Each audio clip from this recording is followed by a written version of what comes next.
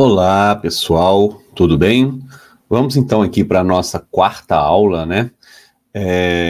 Falando aí um pouco da história do BNDES dentro de um contexto da história econômica do Brasil aí, pelo menos nos últimos 100 anos, né?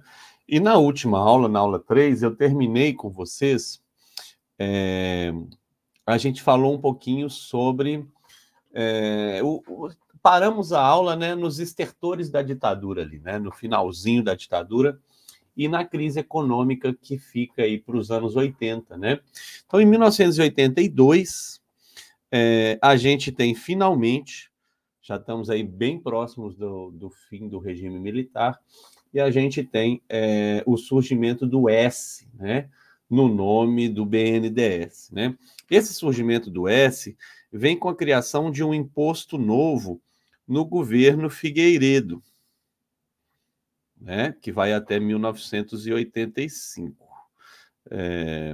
Esse imposto, né, chamado fim social, né, é a tentativa daquele governo que percebe que a situação econômica, social é muito grave, né? Aumento de desemprego, aumento inflacionário, aumento de dívida externa, a estagnação econômica, né? As dificuldades do setor industrial, a questão regional piorada, né? Então, o fim social é a ideia de um imposto, né, para financiar iniciativas para reduzir desigualdades, tá? Aqui eu coloquei até uma publicação lá do comecinho dos anos 80, né, que um dos programas que foram financiados com o surgimento do fim social é o programa de leite, né, para crianças carentes, é um programa, infelizmente, de curta duração aí. E o fim social, né, foi um imposto de 0,5% sobre a receita bruta das empresas, né, tanto do setor industrial quanto do setor financeiro, de seguradoras, né? E o mais importante é que o gestor desses recursos seria o BNDES, né? E aí é colocado o S no final, né, do nome do banco, mas, né, quando a gente pega a literatura, a história e vê o que se diz sobre esse momento, né, é que apesar da chegada do S, não há uma mudança significativa, tá, gente, na ação do banco, tá? Ele se torna o gestor do fim social por alguns anos, há alguns projetos pequenos, tímidos, né, de auxílio social, como esse do leite, né, um dos poucos que eu consegui encontrar na minha pesquisa, mas não há uma mudança significativa no perfil, né, de atuação do banco. Não há uma mudança significativa, né? O banco vai, pelo contrário, mesmo com o S, agora com o início do momento econômico neoliberal, né, o banco vai se tornar um banco cada vez mais próximo da atuação dos bancos privados, né? Então, esse é um processo que vai marcar muito aí os anos 80. Então, pensando aí nesse contexto, né, neoliberal, a gente tem um processo, né, que vai aí, pelo menos, desde o fim da ditadura, né, ali pelos anos, comecinho dos anos 1980, né, até o final do Fernando Henrique Cardoso, 2002, né? Então a gente tem aí pelo menos aí, vamos colocar aqui 82, 83, né? O início de um ciclo mais liberal até 2002. A gente tem um período aí de mais de 20 anos, né? Para aproximadamente 20 anos aí, passando pelos governos Sarney, né? Pelo governo Collor e pelo governo Itamar também, né? Então, esse ciclo neoliberal que nós vivemos no Brasil e que o BNDES naturalmente vai acompanhar, né, é um ciclo que reduz, que propõe uma redução da intervenção estatal. É um ciclo que propõe que o Estado, né, como uma forma de modernidade, né, que a modernidade do Estado é o Estado menor, é o Estado mais eficiente, né?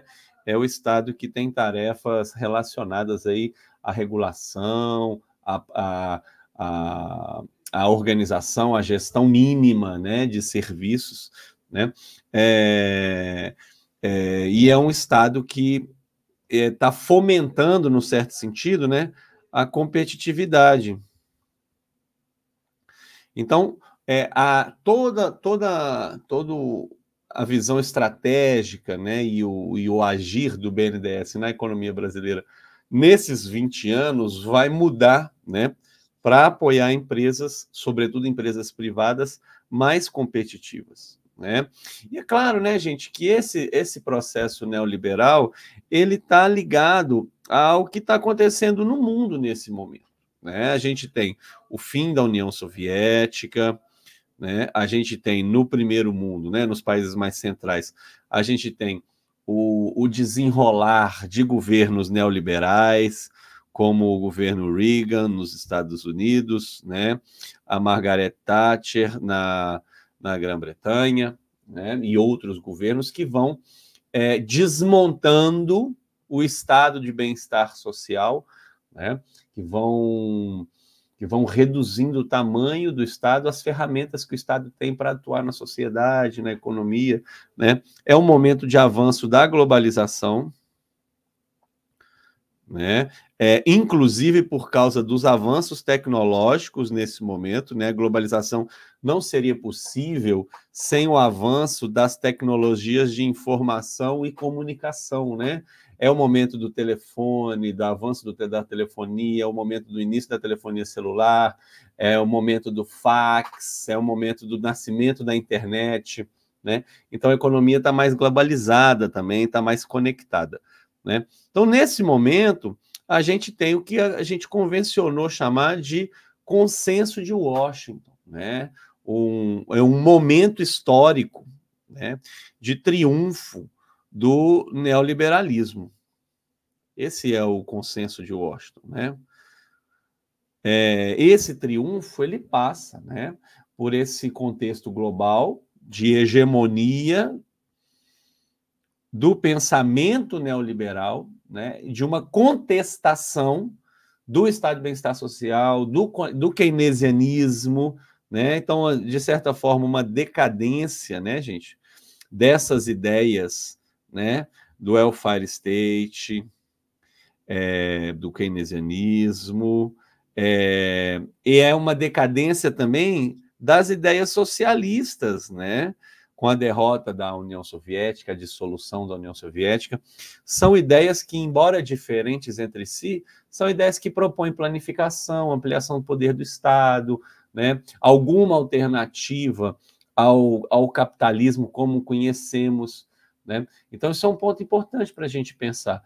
E aí, nesse sentido, a gente tem, então, um processo importante, né, no qual a redução do Estado... Para que se reduz o Estado nesse período neoliberal, né?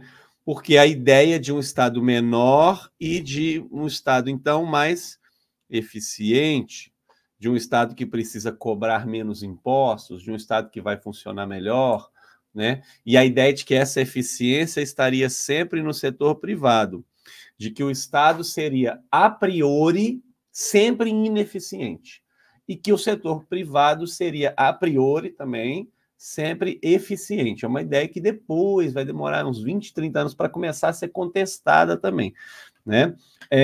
Mas nesse período, então, para o processo de redução do Estado, né, a gente vai passar por um longo processo de privatizações, né, que começam aí na virada do regime militar para o Sarney, né, os primeiros projetos, nós vamos falar, passam pelo governo Collor, que, embora seja um governo curto, consegue realizar aí praticamente 2 dezenas de privatizações e que vão ganhar um ímpeto maior no governo Fernando Henrique Cardoso, com praticamente 100 privatizações de empresas importantes aí, públicas, né? Então, quem é que vai organizar este processo de privatizações, né? Organizar de várias formas. O BNDES vai gerir, vai colocar todo mundo para conversar, para negociar, e vai também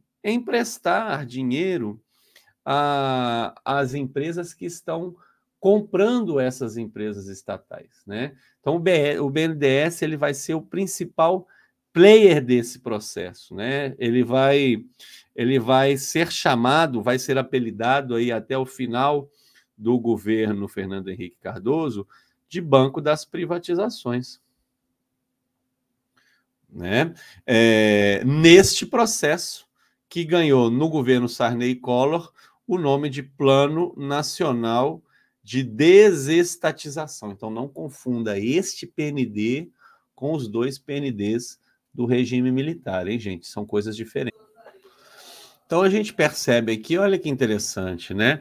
Nesse período, a gente tem aqui uma série de privatizações naqueles setores que, no pensamento desenvolvimentista anterior, eram setores considerados estratégicos, né?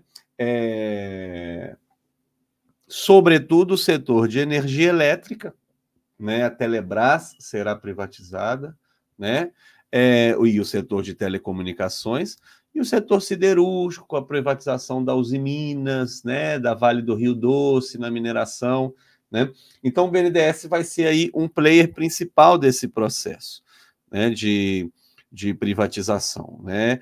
Como é que vai funcionar, né? Nesse período, né? É um processo difícil no início, né? Deixa eu ver aqui. Ah, tá. É um processo com alguma dificuldade inicial, né? Mesmo porque é um período de abertura democrática.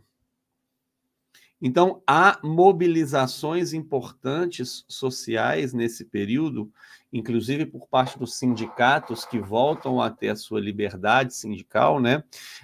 Contra as privatizações, né? Então, é um início difícil por questões burocráticas, por questões operacionais e também por essa mobilização popular, né? Contra as privatizações, né? Mas é um processo que ganha uma força, uma energia maior a partir do fim do governo Sarney e do começo do governo Collor, né? Nesse início, provavelmente os dois maiores símbolos de sucesso desse processo sejam a privatização da Siderúrgica Nacional e da Uzi Minas, né? Já no governo Collor, né? E nesse período, então, o BNDES se torna um player muito importante e há uma mudança grande nas ideias e no corpo também burocrático do banco, né? Nos estratos superiores do banco, né? Então, ele vai se tornar um banco mais tecnocrático, né? Uma confiança maior na sua capacidade técnica e um desligamento, o que não tem problema nenhum, né? Mas acompanhado por um desligamento do papel social e político que um banco de fomento tem, né? Dentro de um sistema democrático. Uma ideia de que o nosso desenvolvimento, que está no nome do banco, né? Seria liderado pela iniciativa privada, né, pelo mundo das empresas privadas, né? Então, isso é um ponto importante também que vai se tornar um pensamento hegemônico no BNDES nesses 20 anos, né? O mercado externo, né, o setor externo, o capital externo, passa a ser visto com menos medo, né? Diferentemente do pensamento desenvolvimentista anterior, né? O setor externo passa a ser visto como um parceiro. E a crença, existe a crença de que a superação, porque isso também é um debate que existe desde o início do BNDES, né? A superação da nossa dependência tecnológica será um processo natural do desenvolvimento do capitalismo, né? Essa superação da dependência tecnológica virá pelo mercado. Então, não seria mais papel do Estado, via banco de fomento, necessariamente atuar em setores ineficientes para fomentar aí a independência econômica do Brasil, né? É o fim, é a morte da ideia, né? É o encerramento da ideia de substituição das importações, né? Porque isso é uma ideia absolutamente fundamental, né? No contexto do desenvolvimentismo, desde o período de surgimento do BNDES até antes, né, da necessidade de reduzir a dependência de importações. Pelo contrário, né, o BNDES, nesse período, vai começar, inclusive, a fomentar, né, a financiar mais o setor agrícola, né, como um setor que aparece no Brasil como um setor eficiente, desponta como um setor importante, econômico, abrindo mão desse fomento, né, de parte desse fomento industrial e abrindo também, né, o momento que o Brasil está abrindo a sua economia, né? E o BNDES nesse período, então, não só está fomentando, né, esse processo, inclusive financeiramente, esse processo de privatização, né, mas o BNDES vai ser o líder do chamado Conselho de Privatização, né, ou Conselho de Desestatização. Então, esse é um processo muito interessante, né? Porque o banco, além do seu papel de fomento econômico, vai se transformar numa arena, né, de negociação, né? Numa arena onde o setor privado vai fazer o seu planejamento aí, vai negociar a compra das estatais, né? Em 93, 94, já no governo Itamar Franco, né, e Fernando Henrique Cardoso, né, a gente tem o Plano Real e Estabilização da Economia. Vocês perceberam que eu não vou falar em detalhes sobre cada governo, tá, gente?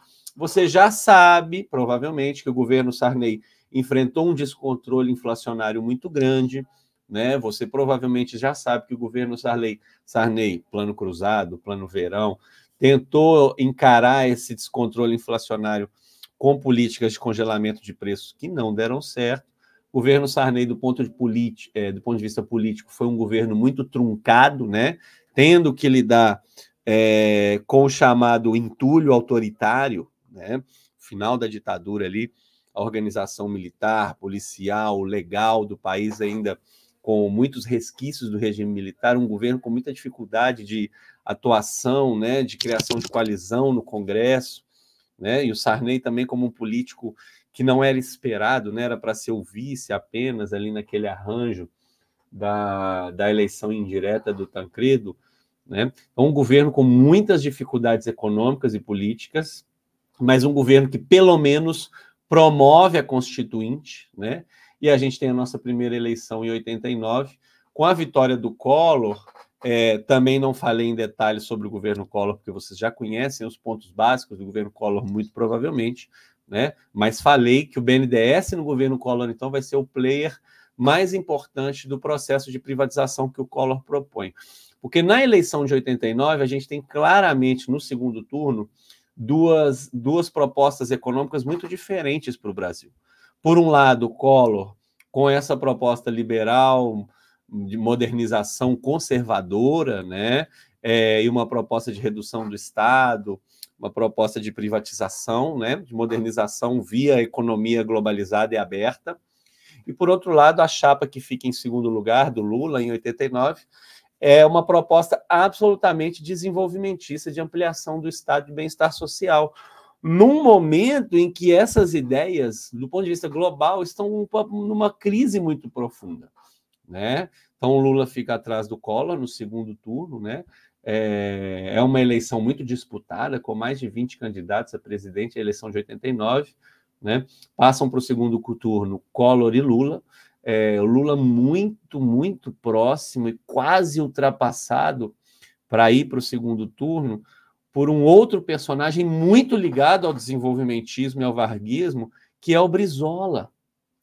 Então, o Lula, se eu não me engano, no primeiro turno de 89, fica com 17% e o Brizola com 16%.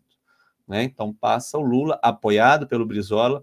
Depois, na eleição de 94, o Brizola será candidato a vice na chapa do Lula. Então você percebe que, desde esse momento, Lula já se aproxima, né, desse ideário desenvolvimentista, num processo muito interessante. O governo Collor, um governo muito instável, também um plano heterodoxo, né, de controle da inflação, através do plano Collor, né, cuja ação principal é o congelamento, né, dos ativos das pessoas nos bancos, né, o congelamento das poupanças, etc., no sentido de provocar recessão e reduzir a inflação, o que consegue num primeiro momento, mas depois você tem um descontrole inflacionário muito importante, né? E o governo Collor, ele tem uma estratégia nesse curto período antes do impeachment dele, né? Ele tem uma estratégia liberal muito agressiva, né? O que vai acelerar a queda do Collor também, para além da questão das poupanças, né? Que é uma estratégia de demissão em massa de funcionários públicos, né? O Collor tinha um plano de demitir aproximadamente 350 mil funcionários públicos, consegue demitir 80 mil, isso vai ser um baque importante na sua popularidade, né? Nesse plano de reduzir o Estado, né? Então, a atuação do Collor contra o funcionalismo público, a atuação do Collor contra as poupanças, etc., vão minar rapidamente o seu apoio popular. Ele sofre um impeachment, né? Ele renuncia antes do impeachment, e entra no seu lugar o Itamar Franco, que faz alguns ajustes político-mineiro, mais conservador, mais tradicional, mais próximo do PMDB, inclusive, né? Collor era um cara mais outsider, assim, digamos, nesses grandes grupos políticos.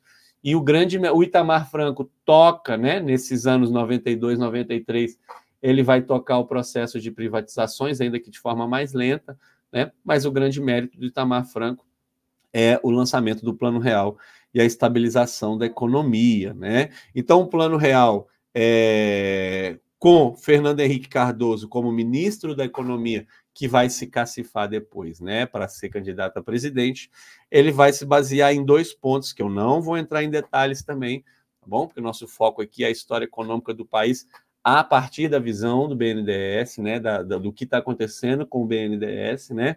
Mas o Plano Real consegue controlar a inflação, né, através de uma série de mecanismos cambiais, né, e monetários. Ao mesmo tempo, a gente não pode esquecer, aí tem a questão da URV, né, e aí, sinceramente, né, para quem não é economista, eu acho que isso não é uma questão de prova.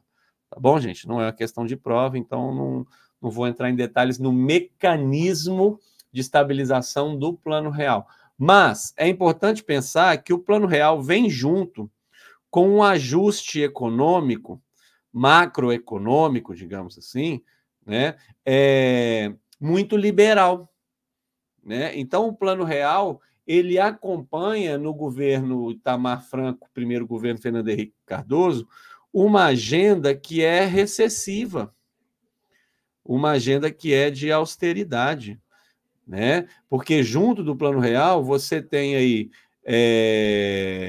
a abertura da nossa economia,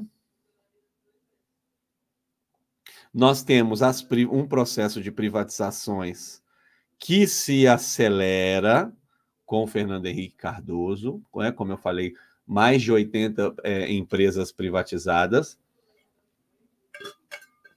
Acompanha o Plano Real um processo de flexibilização trabalhista importante, né, na tentativa de modernizar o nosso mercado de trabalho no paradigma da globalização, né? Uma reforma previdenciária. Então, isso são coisas importantes para a gente pensar que o Plano Real, ele estabiliza economicamente o país, ele segura a inflação, mérito até hoje, né? A gente é um país de inflação baixa desde então, né? Mas ele vai provocar recessão econômica, né? Não só o Plano Real, mas o plano do Fernando Henrique Cardoso é um plano recessivo. Então, nesse governo Fernando Henrique Cardoso, deixa eu ver se eu escrevi aqui, a gente vai ter um momento, né, de recessão, de estagnação do PIB e um desemprego muito alto, né? Como resultados dessa política econômica mais liberal que vem a reboque da nova moeda. Bom, então a gente tem aqui, qual que é a atuação do BNDES no primeiro governo Fernando Henrique Cardoso, né? Vai ser um espaço, né? Um agente de primeira importância no processo de privatização, né? Então, a gente tem o BNDES participando das fases de planejamento. O que é que nós vamos privatizar? Quais são os setores principais? Quais são as prioridades, né? O BNDES sendo um espaço de mediação, de promoção de reuniões, de seminários, né, de negociações, né? O BNDES aparece também como o principal financiador das empresas que compram essas estatais, das empresas privadas, né, que estão comprando as estatais, num processo que posteriormente vai ser bastante criticado, tá, gente? Porque o BNDES vai dar, então, linhas de crédito especiais, né, para essas empresas poderem adquirir esses bens do Estado em condições que muitas vezes não condiziam com o cenário econômico, né? E que em condições que muitas vezes caracterizaram também o uso de influência política, né? Nesses processos de privatização, tá bom? Porque mesmo para uma pessoa leiga, a gente pode pensar que é um processo bastante problemático para um banco de fomento, do jeito que os bancos de fomento são planejados. Então, o Estado está vendendo uma empresa para uma empresa privada, ao passo que o Estado, o mesmo Estado, está emprestando dinheiro via BNDES para essa empresa com juros subsidiados. Então, você tem e esses processos de privatização aconteceram também com regras bastante problemáticas também, tá? Estou aqui sendo bastante gentil aqui com as críticas, mas no sentido de que agora, né, 40 anos depois praticamente, 30 anos depois, vai ficando mais claro que foi um processo, né, bem típico desse capitalismo de compadres do Brasil, entre empreiteiras, BNDES,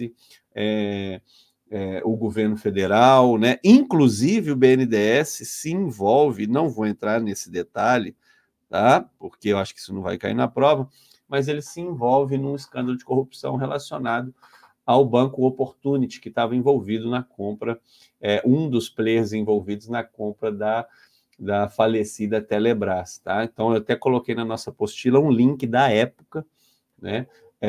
De reportagens de época que mostram o envolvimento do BNDES nesses problemas desse processo, né? E no governo Fernando Henrique Cardoso, a gente tem uma ampliação de aporte do BNDES para o setor agrícola, algo que vai se reforçando com o passar do tempo, né? Até a gente culminar aí, né, no final do governo Fernando Henrique Cardoso, com os dois governos Lula, no setor agrícola, no agro, sendo aí um dos setores mais importantes da economia exportadora brasileira e um dos principais setores que recebem esse fomento econômico do BNDES até hoje, né? Então, a gente percebe naquele gráfico lá do início das aulas, né?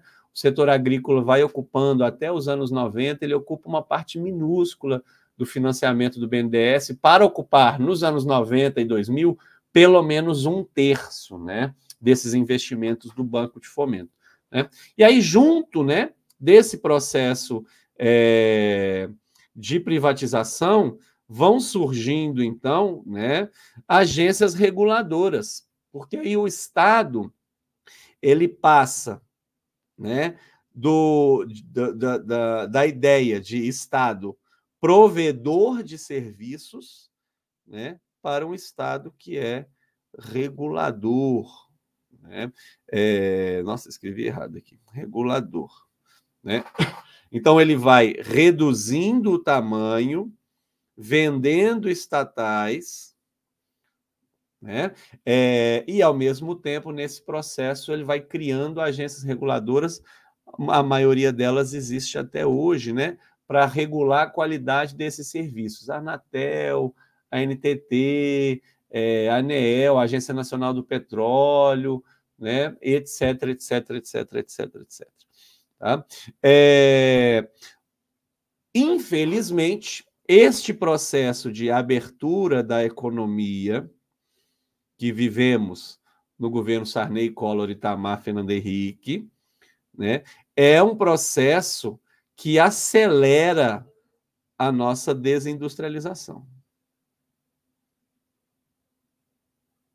Né? É um processo que acelera porque nós, depois de termos passado tanto tempo, né, com uma economia fechada e com muito protecionismo, ali entre os anos 50 e 80, né, que é uma ideia comum do desenvolvimentismo, a abertura econômica abrupta do jeito que foi causou uma rápida desindustrialização. Tá? Todo mundo lembra a frase que o Collor disse quando chegou ao poder em relação aos carros brasileiros. Né? Os carros brasileiros são carroças. Né? De fato, o Collor não estava totalmente errado nessa frase. Né? Os carros brasileiros eram carroças naquele momento porque a gente tinha um mercado automobilístico fechado à inovação, sobretudo a inovação que vinha do exterior. Né? E o nosso mercado automobilístico vai se modernizar a partir dessa abertura econômica. No mercado automobilístico, ela gerou inovação, ela gerou modernização, vieram outras empresas, né? As privatizações tiveram também aspectos positivos, como esse processo de trazer tecnologia exterior para cá. Todo mundo vai lembrar do caso da telefonia, de fato, né? A privatização da telefonia ela vai ser um dos indutores do avanço desse setor no país, mas para outros setores esse processo de abertura e de privatização foi bastante problemático, né? Eu trouxe aqui esse gráfico só para a gente discutir de forma bem simples, né? A porcentagem no PIB, né, da indústria de transformação entre 1948, deve estar pequenininha aí para vocês na tela, né, até 2018. Olha que interessante, né? Praticamente todo esse período que a gente está discutindo nessa nossa matéria, né? Em 52 a gente tem a criação do BNDES, né? E aqui é o começo do governo Bolsonaro. Né? Então, a gente está falando desse período. Né? Então, a gente tem aqui, entre 48 e 1990, uma ascensão muito sustentada do setor industrial na sua participação no PIB. Né? Então, aqui, 48, finzinho do governo Vargas, Dutra, o setor industrial tem 16% de participação no PIB. Né? Ali, no começo dos anos 60, sobe para 23%. Eu estou escrevendo aqui que eu acho que vocês não devem estar enxergando, tá, gente? Ficou pequenininho, né? Depois, a partir do regime militar, a gente tem uma breve queda, né, da participação do setor industrial, mas depois, ó, no milagre econômico, o setor industrial chega, né, no final do milagre econômico, aqui em 74, o setor industrial chega a 26% do PIB, né, de participação do PIB. Né? E aí, há uma manutenção aí até durante os anos 70, começo dos anos 80, e a partir da nossa abertura econômica aqui com o Collor, né, 89, 90, o setor industrial passa de 27% do PIB por uma queda pronunciada aqui. Isso aqui é o governo Fernando Henrique, ó, até mais ou menos 14%. Há uma recuperação industrial importante aqui no primeiro governo Lula, inclusive com a ação fundamental do BNDES, sobe para 17%. Em 2018, chega no percentual mais baixo da história, com 11% de participação do PIB. Né? Então, a gente vai... E, ao mesmo tempo que essa desindustrialização se acelera, a gente tem a ascensão como um player principal da nossa economia, sobretudo no setor, na parte de exportação, do agro. Né? Então, a gente vai retomando nesse mundo globalizado o nosso papel meio eterno, né, de exportador de commodities, né? Sobretudo soja, minério, né? Não faz parte do agro, mas faz parte das commodities, né? Carne, café, suco de laranja e outros produtos importantes. Né? Então, é interessante a gente pensar que esse processo de industrialização, né, de desindustrialização, ele é muito acelerado nesse período aqui, né, gente, do gráfico. Né? E, nesse sentido, o BNDES está tentando conter, frear esse processo de desindustrialização muito acelerado no governo Fernando Henrique Cardoso. O BNDES consegue? Não. Né? Então, o BNDES vai fracassar nesse processo. Mas quais são as principais políticas que o BNDES está fazendo nos anos 90 para frear esse processo de desindustrialização? Né? Fornecendo empréstimos com as taxas de juros de longo prazo, né, para as empresas nacionais em dificuldade, né? Aumentando o volume de empréstimos para essas empresas, né? Sobretudo com juros subsidiados, e renegociando dívidas, né, dessas mesmas empresas, sobretudo desses setores em dificuldade. Né? De certa forma, agora visto, né, a longo prazo, né, já visto a partir do nosso momento histórico, né, essa ação do BNDES ela é inócua para tentar evitar esse processo de desindustrialização. Né? Então, num certo sentido, né, gente, o governo Fernando Henrique Cardoso I e Fernando Henrique Cardoso II, né, e o segundo governo Fernando Henrique Cardoso é um momento de muita dificuldade econômica, tá? É um momento mais delicado, inclusive vai determinar a derrota política do seu grupo, né? Nas eleições de 2002, né, em que José Serra perde para Lula, né? O governo Fernando Henrique II, entre 98 e 2002, é um governo de muitas dificuldades. Tá? É um governo com a economia muito estagnada, com desemprego muito alto, é o momento que vivemos o apagão, né? E o processo de privatização, em particular do setor elétrico, vai sendo contestado. Como assim vocês privatizam e a gente vive em um apagão? Né? Não era para melhorar a tecnologia, não era para modernizar o setor. Né? Então, um momento de dificuldade econômica muito grande. Mas os dois governos, Fernando Henrique Cardoso, eles vão representar, então, o triunfo, né, dessa ideia liberal para a economia brasileira. Né? O triunfo desse período aí.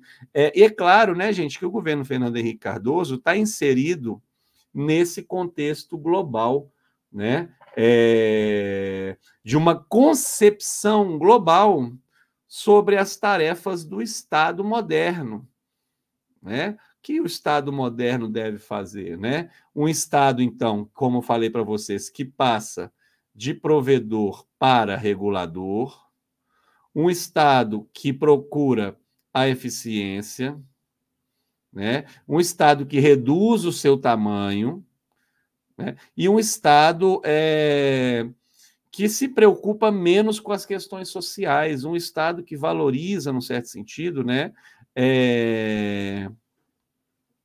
a meritocracia. Né? E que, no caso do Brasil, a gente vai ter, então, nesses governos Fernando Henrique Cardoso, e a gente está falando do BNDES aqui, a gente está falando de um banco de desenvolvimento econômico e social, né?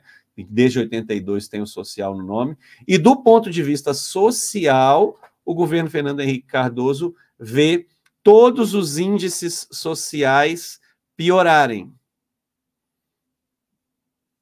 né? Os nossos índices sociais pioram muito, tá? Desemprego, fome, miséria, concentração de renda, desigualdades regionais, concentração econômica em alguns lugares, estagnação econômica em outros lugares, tá? Então, Fernando Henrique Cardoso, ele tem, são dois governos que têm o mérito da estabilização econômica, né? E, ao mesmo tempo, tem essa herança maldita, né? Que é a frase que o Lula vai falar no início do seu governo, em 2003, a herança maldita dos índices sociais, né? É claro que até hoje a gente pode discutir se essa herança, né, do governo Fernando Henrique Cardoso é tão maldita assim, porque ele entrega para o Lula também uma economia, né, do ponto de vista monetário, fiscal, cambial, etc., muito estável, para que o Lula construa, então, posteriormente, né, o seu sucesso econômico dos seus 2 primeiros governos. Já a gente vai falar disso, né? Então, se a gente pensar no contexto da globalização nos anos 90, né, que no Brasil a gente tem, sobretudo, os governos Fernando Henrique, né, a gente vai ter, então, como resultado desse processo, né, de pelo menos 15 anos da gente pulando de cabeça no processo de globalização, ali entre 85 e 2000, mais ou menos, né, a gente vai ter, então, uma série de problemas novos relacionados a esse novo papel do Brasil na divisão internacional do trabalho, né? Então, o que sobra desse processo que o governo Lula, via BNDES, sobretudo, vai tentar reverter, né? Então, a gente tem um reforço do Brasil, né, nos governos Fernando Henrique Cardoso, como exportador de commodities, né, exportador de matérias-primas.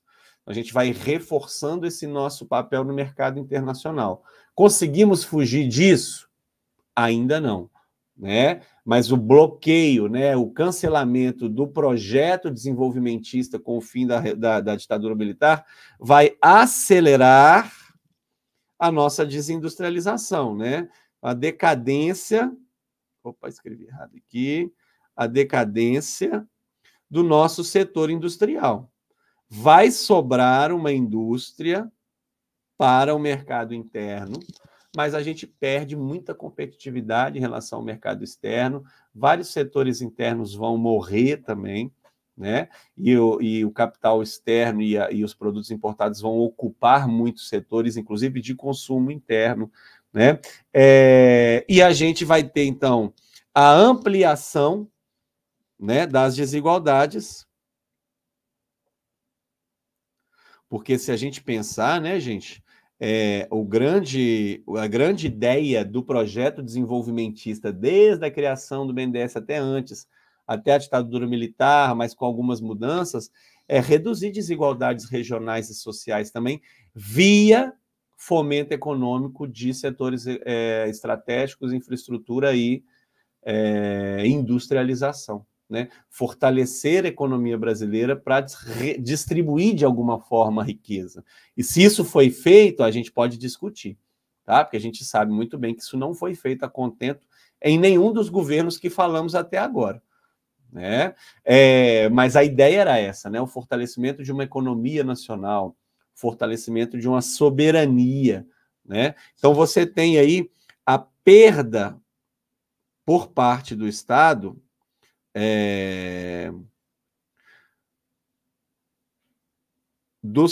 da sua capacidade, né, das suas ferramentas de atuação na sociedade e na economia, né, de intervenção. A perda da capacidade mesmo do próprio BNDES, mas não só, né, dos outros bancos públicos, dos ministérios, né, das ferramentas que o Estado tem para atuar na realidade, tá? Então, este processo globalizador aí dos anos 80 e 90 deixa para a próxima administração, né, alguns desafios, mas ao mesmo tempo, né, para a gente ser justo aqui, a estabilização econômica programada, né, promovida pelo Fernando Henrique Cardoso vai criar para os 2 governos Lula um contexto econômico muito favorável também, né? E é disso que a gente vai falar agora.